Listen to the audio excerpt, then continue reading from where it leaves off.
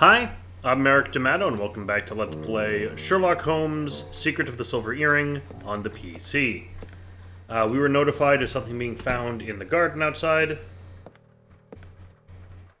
by Watson, so let's go get it. First, of course, we have some documents to review. British Embassy in Brazil, 1308-1894. Notice is hereby given that a British subject, Wyatt Collins, was arrested by Brazilian authorities in the region of Guacayama. It is our embassy's policy to inform the proper interested parties in England when a British citizen stands accused of a crime and lacks the adequate means to secure a proper local barrister for his defense. Since the individual in question may be subject to a term of imprisonment, if you desire to meet his needs, you must make arrangements to the Brazilian Embassy in London, R. Chestwick Attaché. British Embassy in Brazil, 02/02/1897.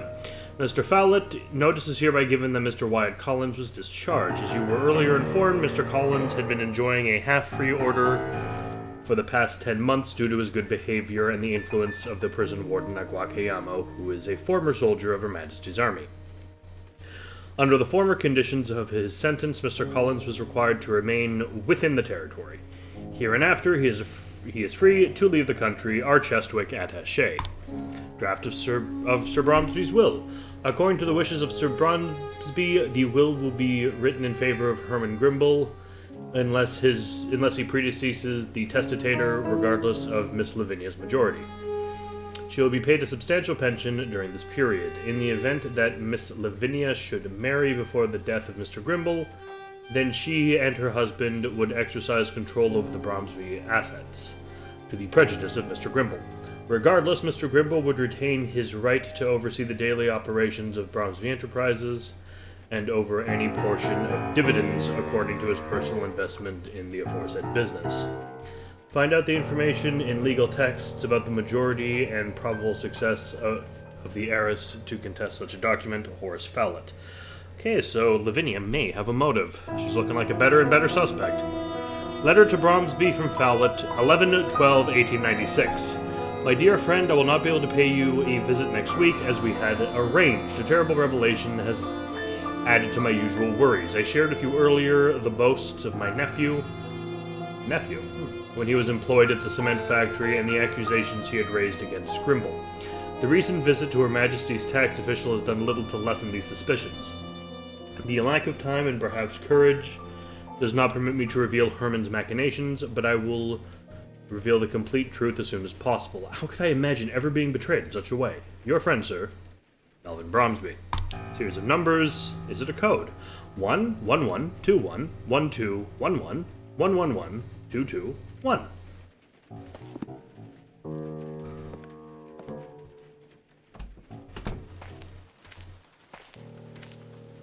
Holmes, Murray has just found a key in the garden. It should be done quickly.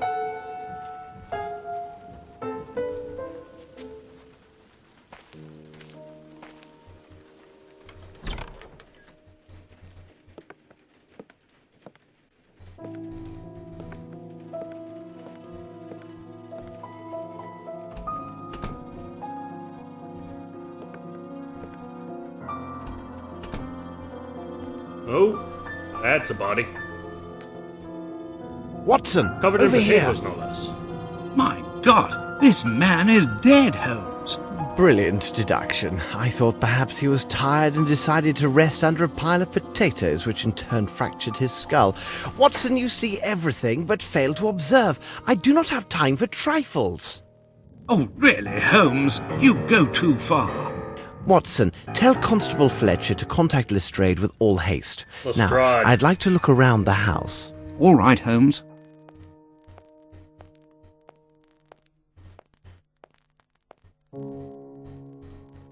So, since shoe size seems to be a major factor in this case, let's measure his feet. Size 6. Not our killer, probably Mr. Fallon, actually.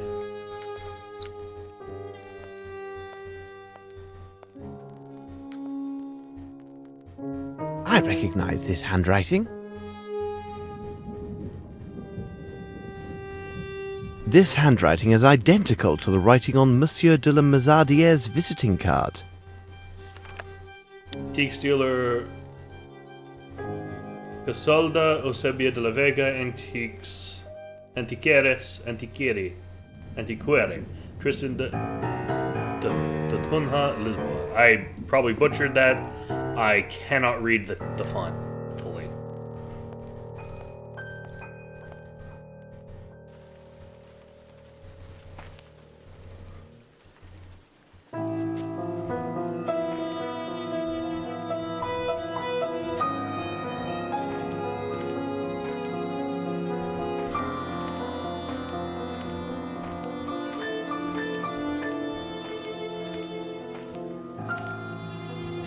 Hello. The footprint. Footsteps, size 10.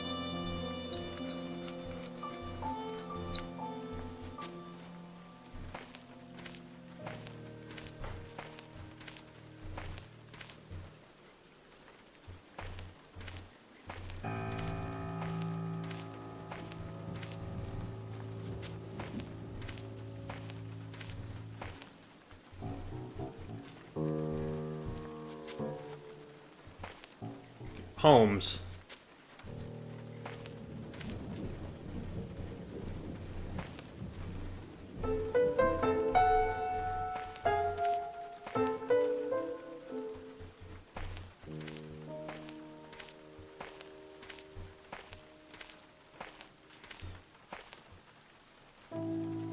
The station master assured me he clearly saw Mr. Fowlett board the last train to London. But as Constable Fletcher can attest, the body in the cellar is without question that of Horace Fowlett. Do you have the station master's statements there in your notes, Watson? Of course. And be sure that... It is neither the right place nor the right time to talk about this. We must hurry. I fear if we do not act promptly and with all haste, this second dead body will not be the last. Let us return to Baker Street. Quite, yes. It seems to me that we have gathered all of the key elements, Watson. However, before we retire, let's summarize our findings. Of course. The questions should be answered yes or no and justified by the evidence or testimony received during the investigation. Did Horace Fowlett receive a caller the evening he was supposed to leave? He did, and we know that because we talked to Murray. Question 2. Were all the guests in the ballroom at the time of the shooting? Yes, they were. We know this as the development of the crime report from Lestrade. Did Sir Bronsby and his daughter have a good relationship? Unfortunately not.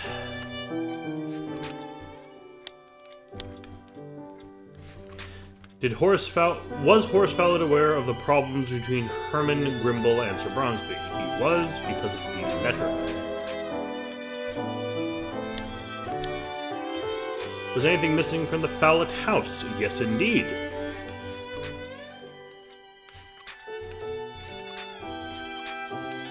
The pillow was missing from the bed. Did somebody enter through the window at Fowlett's? Yes, indeed. The window had no bars and was kept closed by a fucking screwdriver. We found the footprint on the barrel. It is simplicity itself, Watson. We have answered all the questions. We shall examine the evidence acquired yesterday. A wood trinket, substance from Fowlett's washstand, and the gloves I found at Sherringford Hall. We shall examine the... So let's look at the gloves. A very fine white cotton. Like the scrap of cotton we analyzed last time. Fascinating. Let's look at the wooden trinket. I recognize the style of this trinket. You're not gonna clue me in, or I'll have to check the notes. Toy found South American wood knickknack. Ah, okay. Thick varnish rather than engraving. Let's examine it under the microscope. Greasy substance. Very interesting. What ideal locks greasy makeup, ideal to color locks of hair and facial hair. Ah, so we found grease paint. Interesting.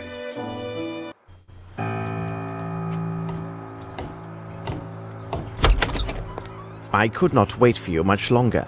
We have but a brief moment to discuss your notes before joining the inspector at Sherringford Hall. Poor Lestrade must have spent a terrible night. My word, Holmes, even you have admitted that this case is uniquely perplexing and difficult. You are, of course, correct.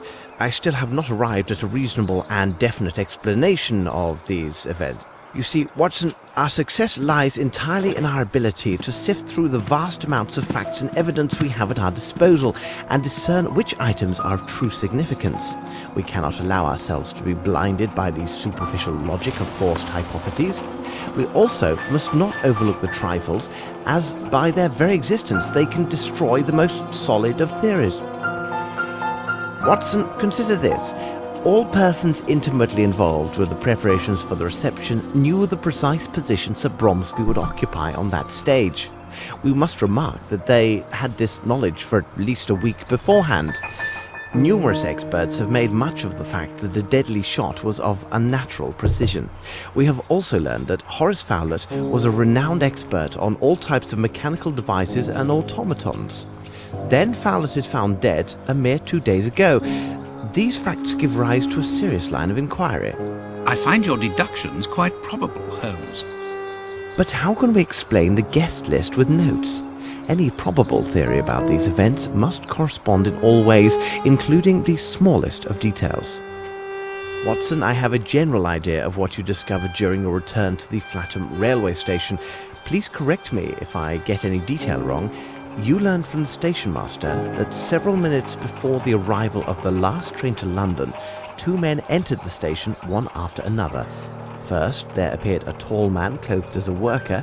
His hat was lowered to hide his eyes, his right hand bandaged. He took a place in the right corner near the platform. A few moments later, Horace Fowlett came in and sat down on a bench. He spoke briefly with the station master and by all appearances seemed to be freezing. I can add that you have probably learned that the station master began to work in Flatham only 4 years ago. The rest you can tell yourself. Really, Holmes, you were right concerning the information I received from the station master. When I entered the railway station...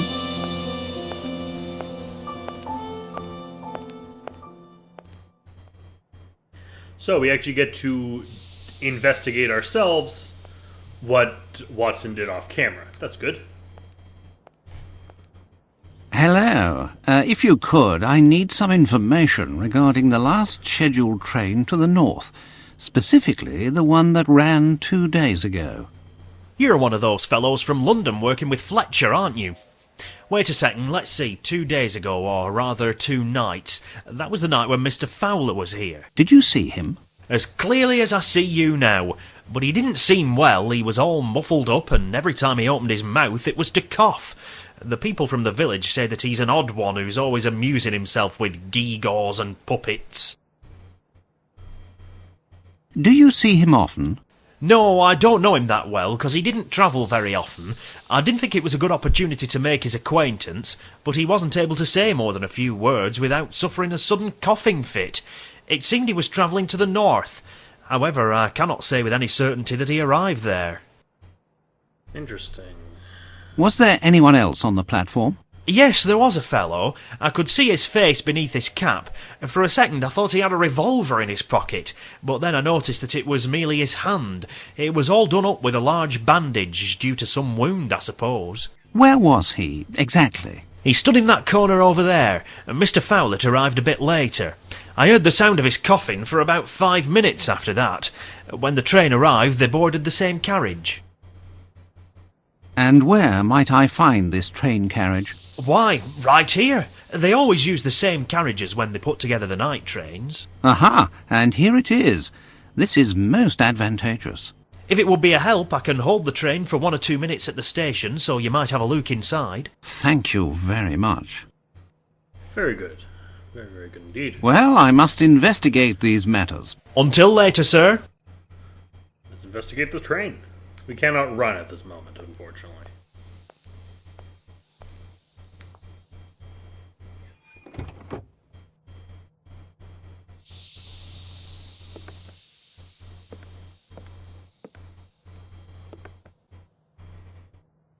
It could be evidence. White feather. I wonder if it's too early for that to mean cowardice. Or is that like a World War I thing?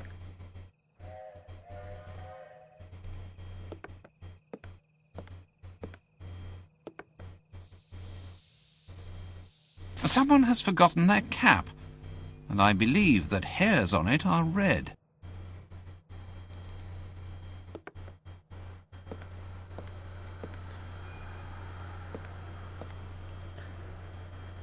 A Cherapaki cigarette, Ah. the same as Holmes found at Sherringford Hall.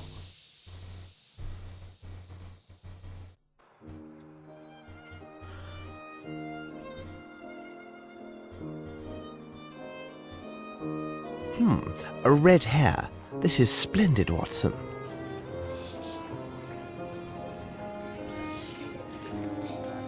I did not dare to disturb your thoughts on our way back to London last night. I had quite forgotten about this hat.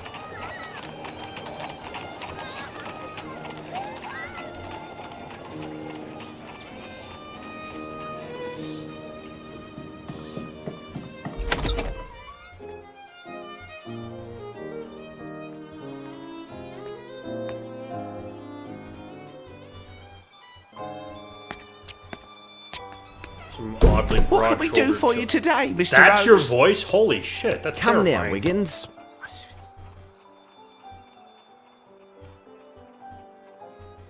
Mind you look sharp. There'll be an extra guinea for the lad that finds him. Goodbye. We must leave now, Watson. Let us return to Sherringford Hall.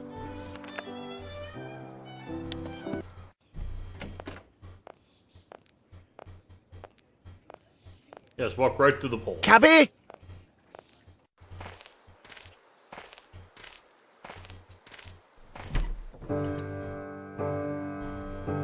My respects, madam. It would seem that you have received good news. Oh, it's Miss Bromsby and her admirer, Lieutenant Harrington. It is wonderful to see love bloom despite such tragic circumstances. Have you ever met Wyatt Collins? The nephew of the late Sir Bromsby. Oh, I have seen him just a few times since I was hired at Sherringford Hall. He stopped visiting the hall because of a quarrel with his uncle, I think. How would you describe him? He was a very tall and slender young man with a bright red hair. He's not well mannered. Have you seen Inspector Lestrade? He is with Miss Bromsby and Lieutenant Harrington in Sir Bromsby's office. He's waiting for you. Excellent, thank you. Thank you for your assistance, Miss Lambert. You are surely welcome. Hello. You seem to be in a fine mood. Oh, yes, because I am sure that Miss Bramsby and Lieutenant Harrington will make a splendid couple. He's very handsome and rich. Wait, and how do you know this? The brother of my cousin's boyfriend is currently employed in the Queen's Army Hostel. He said that the lieutenant gave him a very generous tip when he carried the lieutenant's trunks during his move. You don't say. Yes, and if they decide to get married and make their home here, we won't be afraid for our jobs. And considering their youth, the family wouldn't stop growing anytime soon. I used to be a nurse, you know. Interesting. Well, I must leave you now. Please say hello for me to your doctor friend. I will do nothing of the sort. Good day, madam.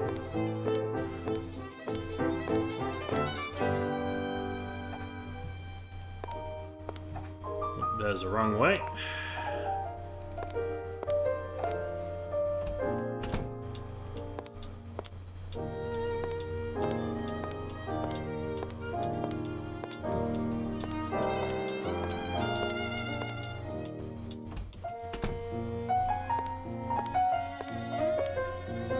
Hello, Mary. Hello, sir. Tell me, Mary, do you remember Wyatt Collins? Oh, he's a black sheep, that one is. He had a bad habit of stealing from the wine cellar at night. Then he was so saucy, he tried to pin it on the staff the next day. Can you imagine that? So you weren't fond of him, on the whole? He spoke ill of everyone. Why, I recall the day our master tossed him howling into the street because the blackguard dared to slander Mr. Grimble. Interesting. Well, I will see you later, Mary. Goodbye.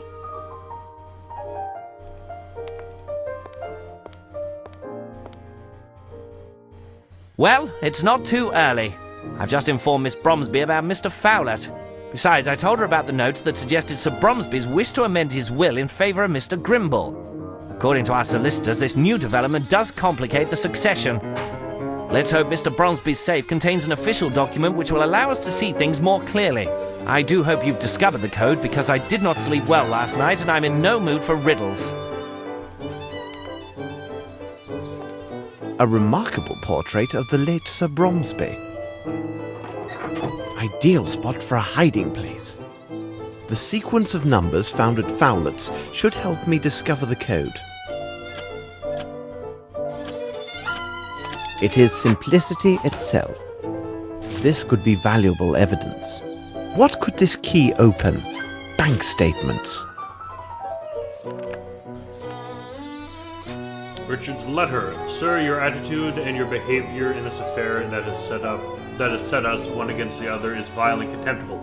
Abandon all thoughts about the Fairfax theatre and the soil on which it stands. You conduct yourself as a brigand, and brigands always come to a bad end. White Richards. Okay, so we have a possible suspect. And money transfers. 11th of January, 1891, £8,000. Beneficiary, Ensenat, Deutschland. 15th of September, 1891, £150. Beneficiary, W&G, Bombay, India. 21st of July, 1892, £15,000. Beneficiary, Amero in Italy. 8th of April, 1893, £15,000. Beneficiary, Sementes Val del Père et Fille, France. Simon Vel Père et Fille, France, sorry. Pronounce it like it was Italian, but it's French. 15th September 1895, £400. Beneficiary, Comp Inst Sergeant Abrahami. Fascinating. I have a feeling that I should inspect this Fairfax theatre. It appears to be Bromsby Enterprises territory now, and Grimble's office should be nearby. So we have a key, and there's a lock here, but Holmes is... I have no interest in this. not interested for some reason. Talk to Lestrade. Not one shred of paper about the inheritance. My superiors keep pressing on me, saying that we're going to a crisis in the city. For now, I'll check into this Richards character. What are your plans? First of all, I will need this key. I presume that you have had neither the time nor the opportunity to inform Mr. Grimble about the current state of the investigation. As it is the weekend, could you ask him to come in? Rest assured it will be done. Miss Bromsby, I will ask you for your continued patience. I have given you my word that I would discover the truth, and upon my word, I shall find it. Gentlemen, Watson, we must take our leave. But what are we doing at this place? And why did you ask Lestrade to call Herman Grimble to Sherringford Hall? To ensure Grimble would not find us here. In the pursuit of justice, Watson, we are once more obliged to bend the law. Sorry, but why? If Scotland Yard can be shown the necessity of searching the offices of Bromsby's cement works, many things may happen. Exactly, Holmes. Now, Watson, we need to find a way into the cement works. Oh, Watson, it seems fortune favors us.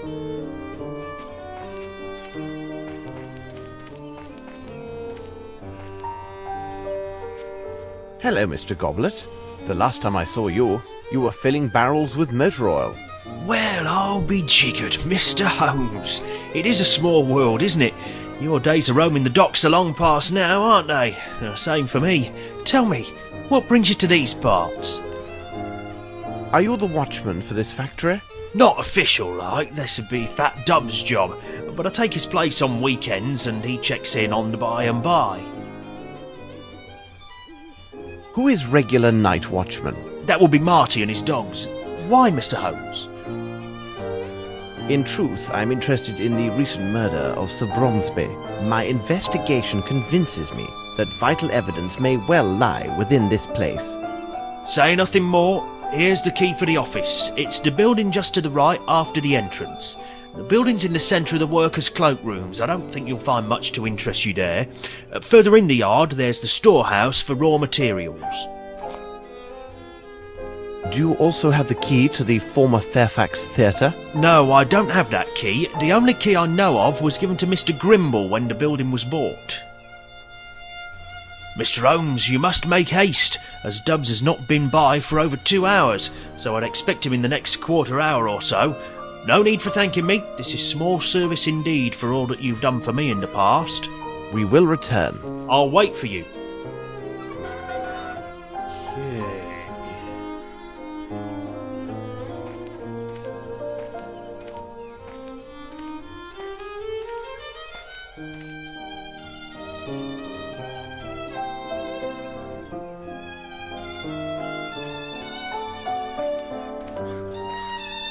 The Fairfax Theatre we've heard so much about.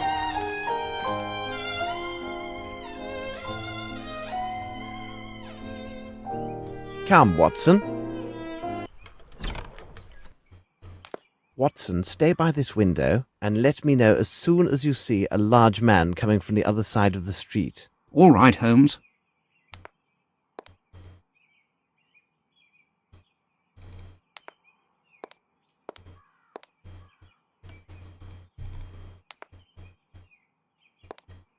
They must have never cleaned here before.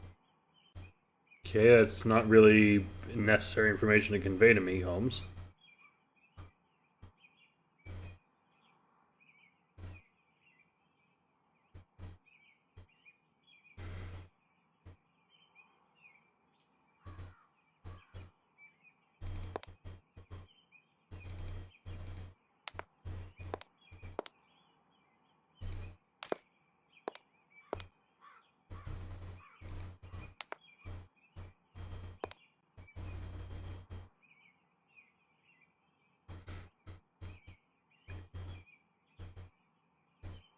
Ah, there's the key.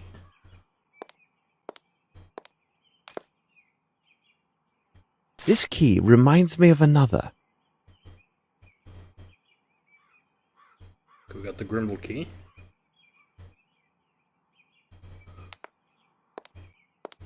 Photographs of several completed projects of Bromsby's enterprises. Let's have a closer look.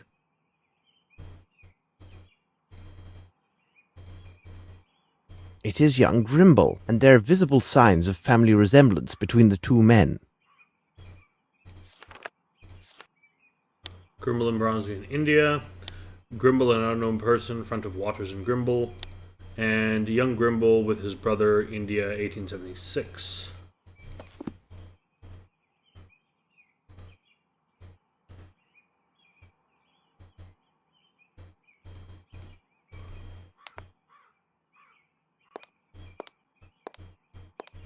What a beautiful model.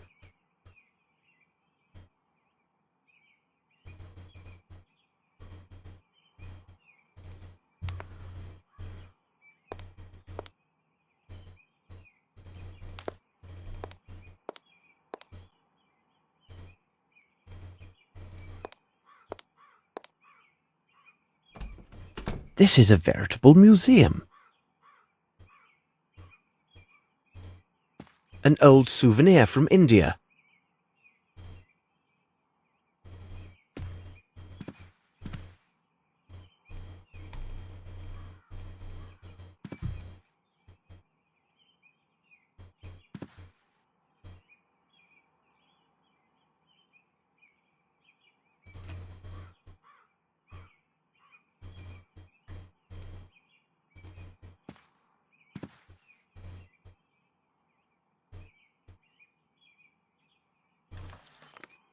Closed. Closed. Aha!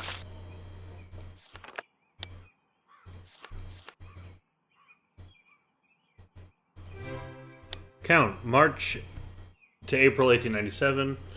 11th of March, £5,000 to Ensign Nat. Okay, all the same places, more money. Alright, cool.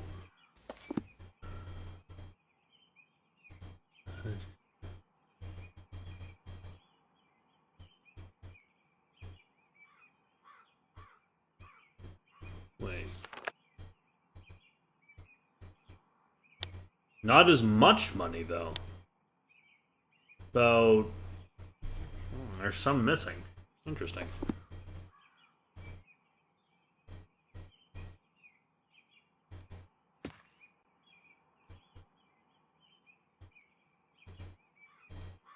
Closed.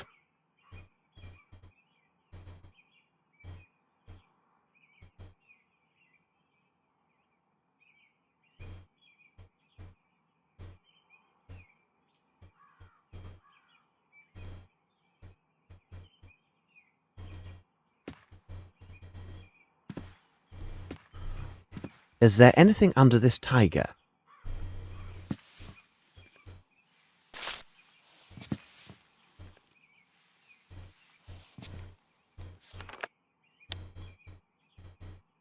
This writing is very hesitant and jittery.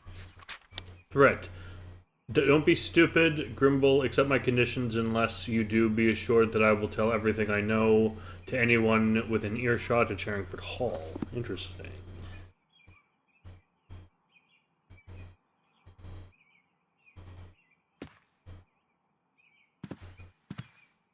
I'll examine this statue of Ganesh. A miniature of Bromsby. What an odd thing to be there.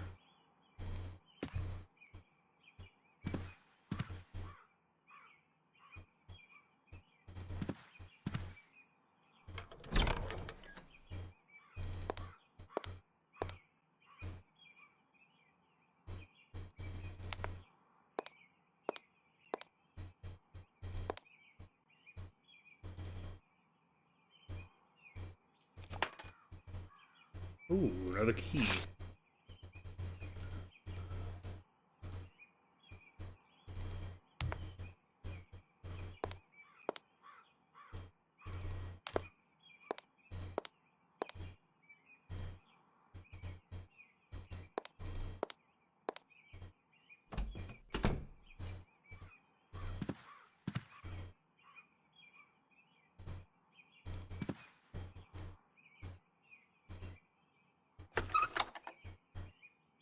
Grimble will know that his drawer was opened if I take this key. I can't keep these documents. Threat W. Merlin, you must pay. W. About Captain Lowry, Bombay Observer, popular newspaper. 2109-1896. Yesterday afternoon, after a prolonged struggle, Captain Lowry expired at his residence in the military quarter. Despite suffering for a period of weeks from fever and dehydration, the deceased kept his lucidity and spirits till the very end. So said his close neighbors, Mr. Bund and Mr. Waters. He was a widower and an exemplary officer of the commissary. His friends commented that he was deprived of the career he truly deserved. His repeated disagreements with his superiors during the construction of the bridge over Kalidasa Abyss adversely affected his subsequent postings. Despite his many virtues, he was not assigned duties in keeping with his true talents.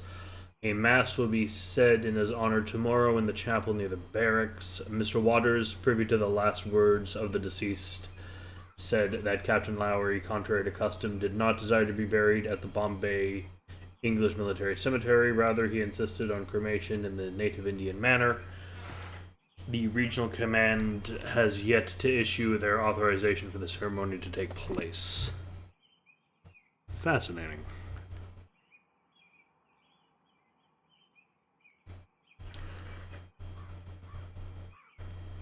Hurry, Holmes! I see someone coming. One moment. I must take care that everything appears undisturbed. Quickly, let us secure a cab. I must send several messages of great importance. Please sit down, Holmes. Even if you do not intend to eat, your constant agitation has been tiresome all evening. Besides, it threatens to ruin my digestion. Yes, but this activity allows me to concentrate. I suppose in the solving of this case, my brain must have priority over your stomach. Ah, Holmes! Hush, Watson. I can hear steps on the stairs. But the tread is too heavy to belong to the person I was expecting. Ah, it would seem that the army has arrived. In time to settle our quarrel. I hope I've not disturbed you gentlemen by arriving unannounced and at such a late hour. Nonsense. Please come in, Lieutenant. We are pleased with the diversion offered by your presence. Well, frankly speaking, I came with the hope that I could learn something of your progress on the case. But you must tell me first, what is your interest in this case? Oh, I see. Well, you must understand that, well, to speak plainly, Mr. Holmes, here is my position. I had not set foot on British soil for quite some time until now. A few short days ago, I saw an angel. It was Miss Lavinia, whom I then dared fall in love with. There it is, and I'm not afraid to say it. My good man, your meaning escapes me. Several moments later, her father lies dead, and she is considered the main suspect in this affair. But I tell you, this is impossible, because I could not and dared not take my eyes off of her. So what is your concern? It seems my unguarded and devoted attentions towards Miss Bromsby during her troubled days have left no doubt as to my true feeling for her. Inspector Lestrade has intimated that the court may consider my testimony to be tainted by my affections, and thus my evidence disregarded. What is worse, I could even be accused of giving false evidence. Ah, that is horrible. We will take every effort to avoid it. Mind yourself! What do you want of me? That is why I have come to see you, Mr. Holmes. If I must seem to abandon her to save her honour and her life, then I will leave. Even if it means the absolute destruction of our happiness. But you, Mr. Holmes, could you intervene so that I will not be brought to this terrible choice? I will be eternally in your debt. Naturally, you must not lose hope, young man. Am I not right, Holmes? Anything is possible, Watson. Your hope is based on an assurance, which, in good faith, I cannot give, my dear Lieutenant. However, I can give you this advice. Abandoning Miss Bromsby will do her case no good, even if her appearance in the dock proves unavoidable. Well, goodbye, Lieutenant. I will heed your advice, Mr. Holmes. Wait, I will see you to the door.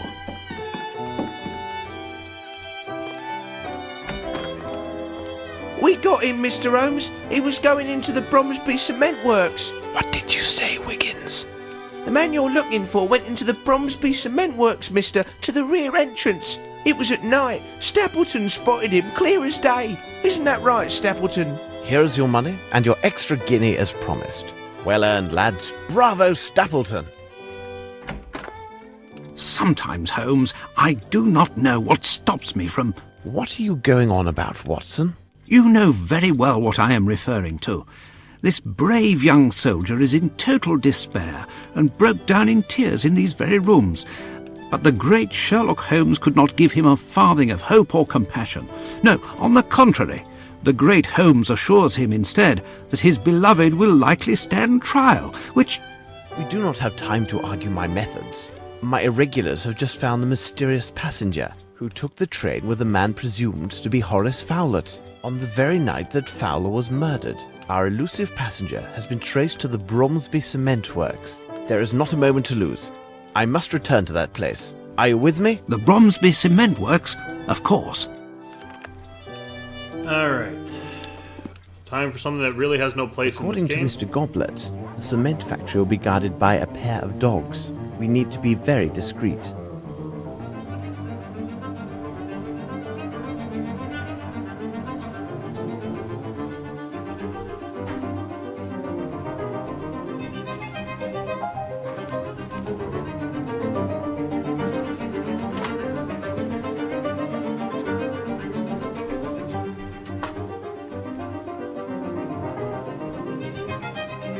Come, Watson.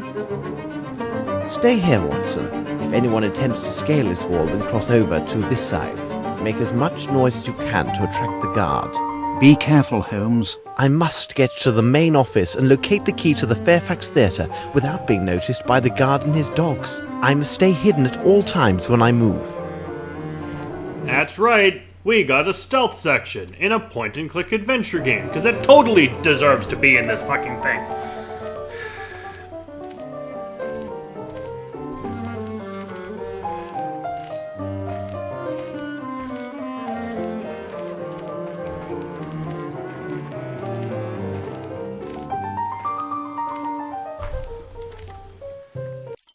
Okay.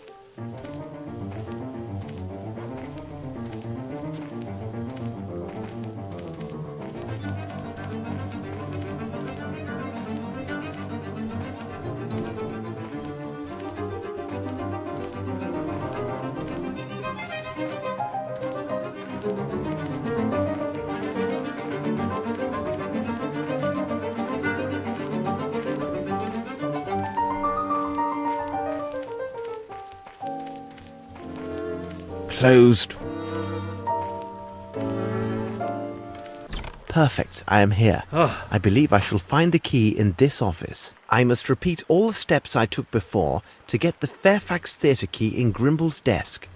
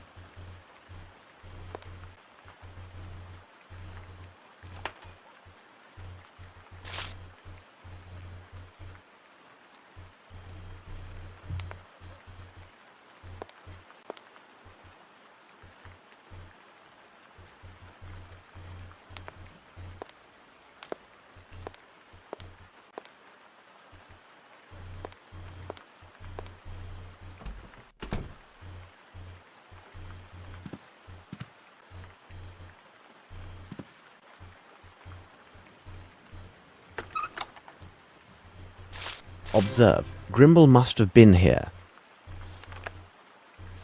Cabinet, Lloyd, and Masterson. Report about investigation for Mr. Grimble, the presumption of a will as presented by a member of the bar, if confirmed by the presence of a writing, though not recorded or notarized, might stand in support for a petition to the court for determining succession of interests. However, for such an effort to be successful, it would require the courts to set judicial precedent, as the case law is now silent on the specific matter.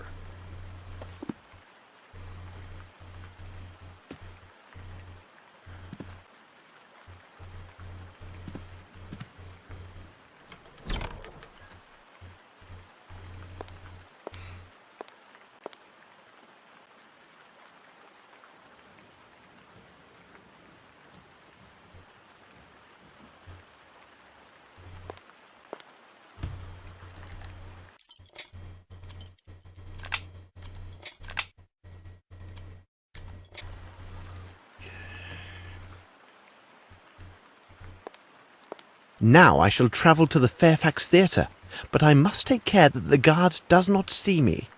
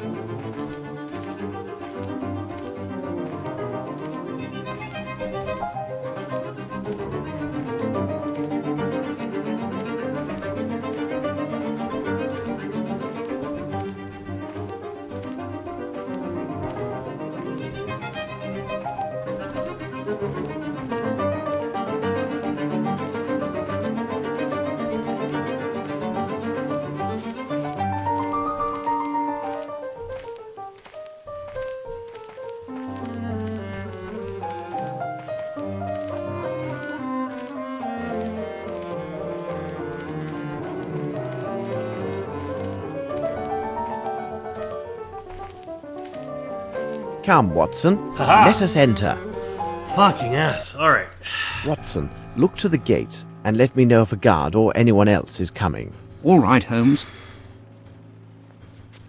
My word, I can't see anything. We do still have matches.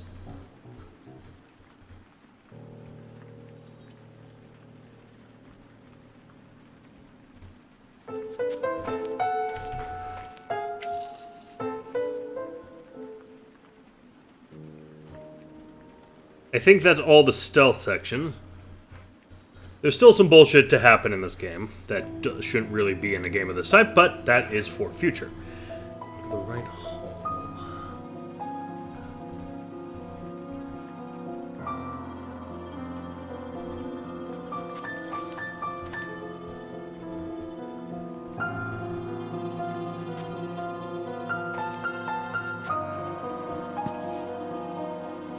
Damp white footsteps. Somebody has been here before us. What size are the footprints, Holmes? Not gonna tell me? Alright, fair enough.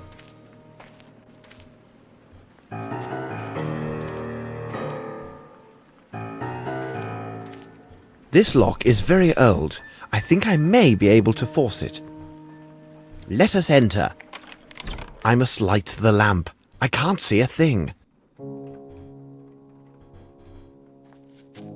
How can you see the lamp to light it? Ah, now I see better.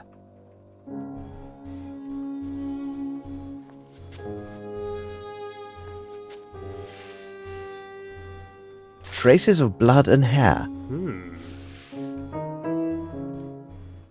Black hair.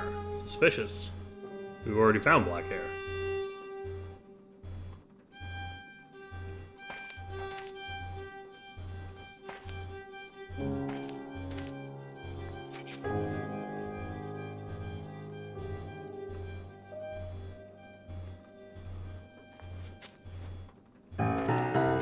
The theatre was transformed into a warehouse when Bromsby bought it.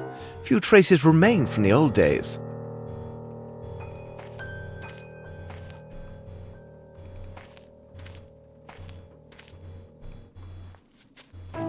Closed.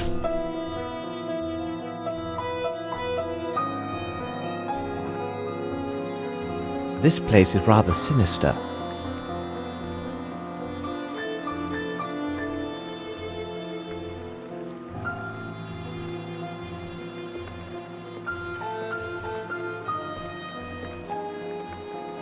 I need something.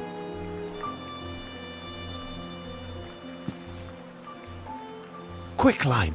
I must take precautions, as this substance is quite dangerous.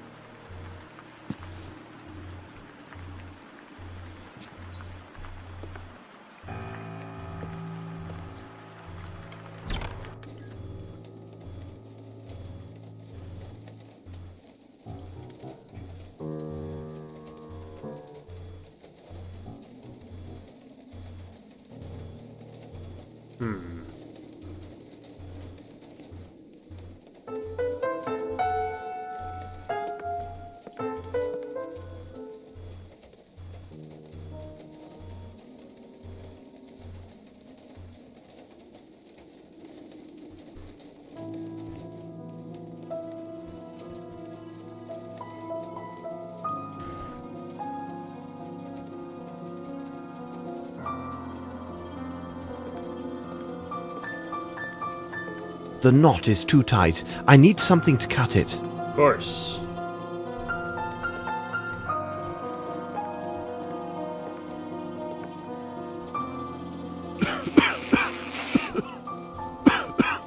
This is quicklime. I need a mask to protect myself. I'm glad he's sprinting out of the room.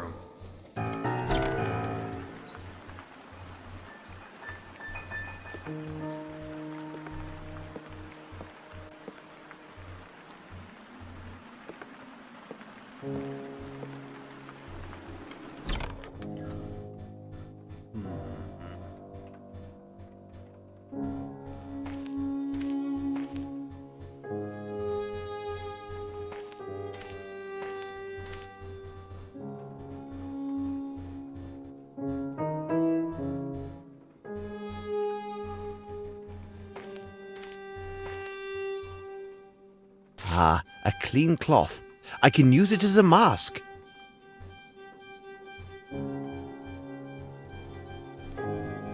At least with this improvised mask, I can now enter the room with the quicklime. Not showing up on us, but you think that'd be very easy for. Well, this is like 2001 at the possible at the latest. So. When did Secret of the Silver Earring come out?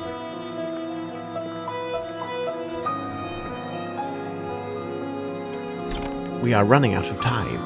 No, we're not.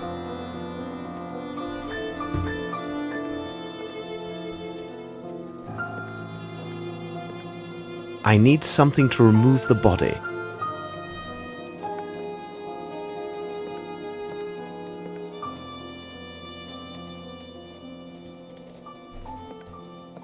Oh.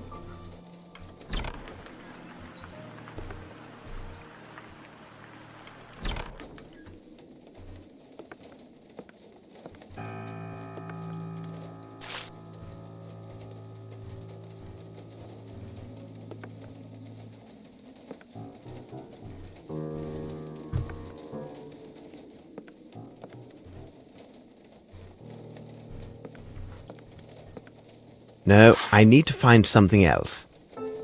Okay, so the shovel was a red herring. It's a great thing to program into your adventure game. Well, I remember seeing another pole-ish, well, not a pole-ish, but a pole-like device in one of the other rooms. Go grab that, I guess.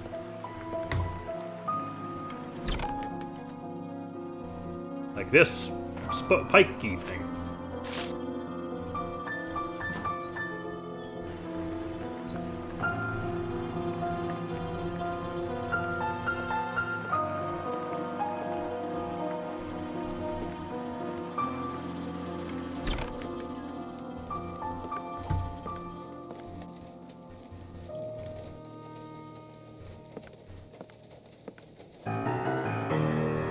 A passport issued to a man named Johansson.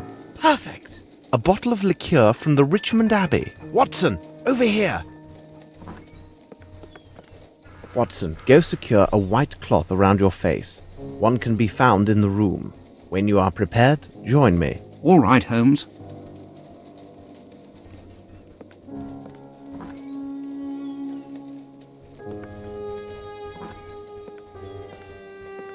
Oh, poor devil. Yes, there is something of the devil in this. However, I'm sure in a way you have not considered. We should take our leave as quietly as we came. I do hope that Lestrade will follow my instructions to the letter. If we want to keep our advantage in this inquiry, no one can know that we have discovered the body.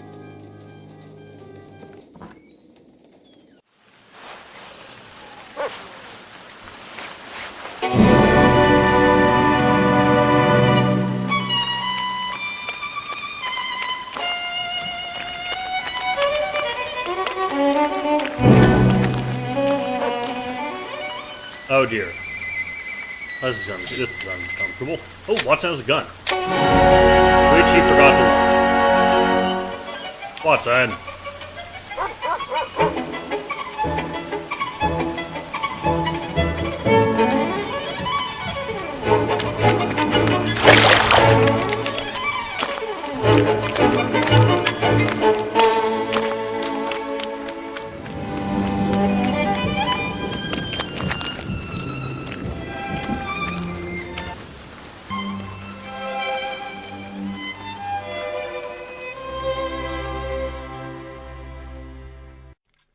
It seems to me that we have gathered all of the key elements, Watson. Hey, another quiz. However, before we retire, let's summarize our findings. The questions should be answered yes or no and justified by the evidence or testimony received during the investigation. Does Herman Girimble own the only set of keys to the Fairfax Theatre? Yes, he does. Does Captain Lowry have anything in common with Bromsby Enterprises? Yes.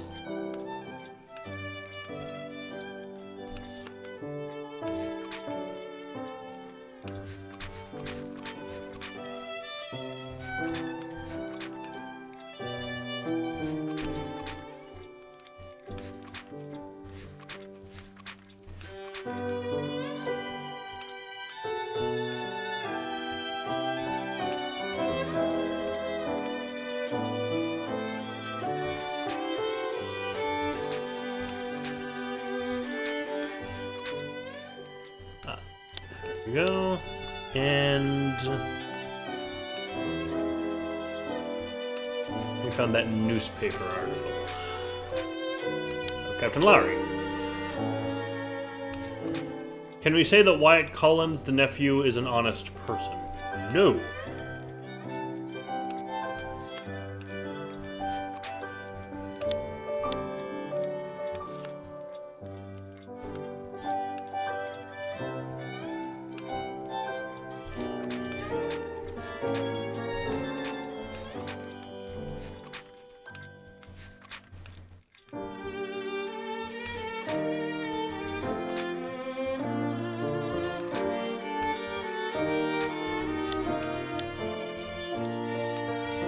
Can Herman Grimble be Bromsby's heir despite the missing of an official will? Yes.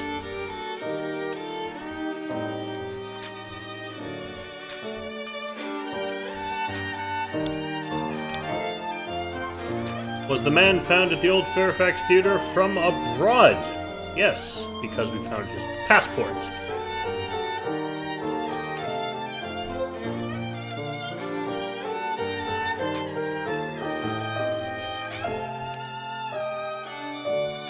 Which you haven't read yet.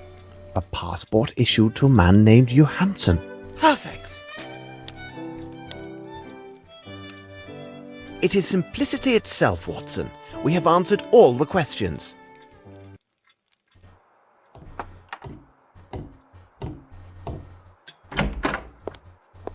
Good morning, Holmes.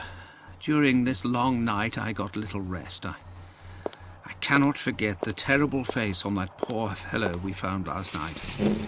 And I won't even mention those unfortunate men we encountered purely through bad luck. You say bad luck, Watson? I think not. Lestrade will have something to say about this point when he arrives. Our dear Mrs. Hudson, she must surely have risen in the middle of the night to prepare such a feast. I presume that you have your notes, Lestrade. Good. Here are mine. You seem to be somewhat tired, my dear Lestrade. You must calm yourself. Somewhat tired? Holmes, read it for yourself in the Morning Times. It speaks only of crisis, riots, and perhaps even revolution in the streets. The bank's in a panic, froze the entire assets of the Bromsby Company. Now Grimble's unable to pay his workers. They're leaving their work sites, marching in the streets, and even now breaking everything they see. Good God! My superiors inform me that in 3 days' time, Bromsby's largest suppliers threaten to stop all deliveries if a solution isn't found. It seems that the future of this city and even more depends on the resolution of this case, and I must admit I'm at a complete loss. My superiors are harassing me hourly. Every day brings some new find to bedevil me, like a corpse in the night or some other mystery that confuses this case even more. And with all of this, you want me to calm myself?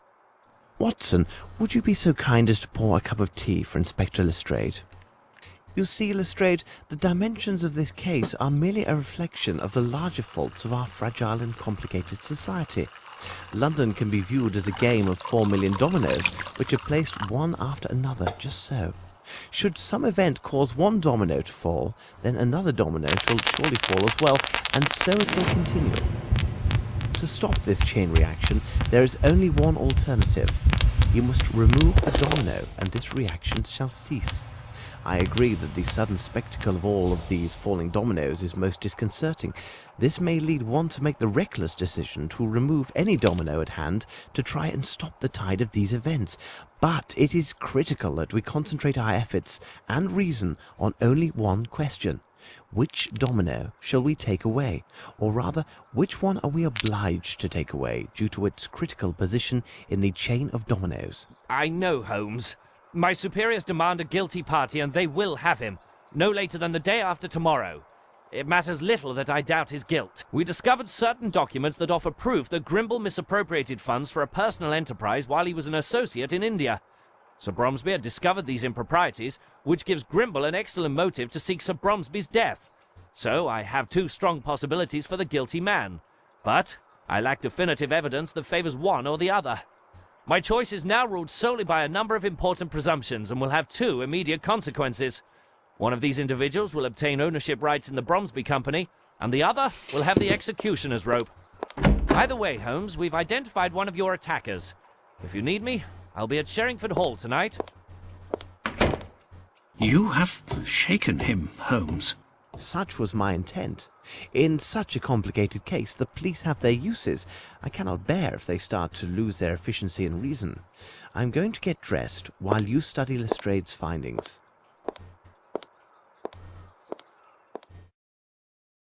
I must read the documents Holmes gave me.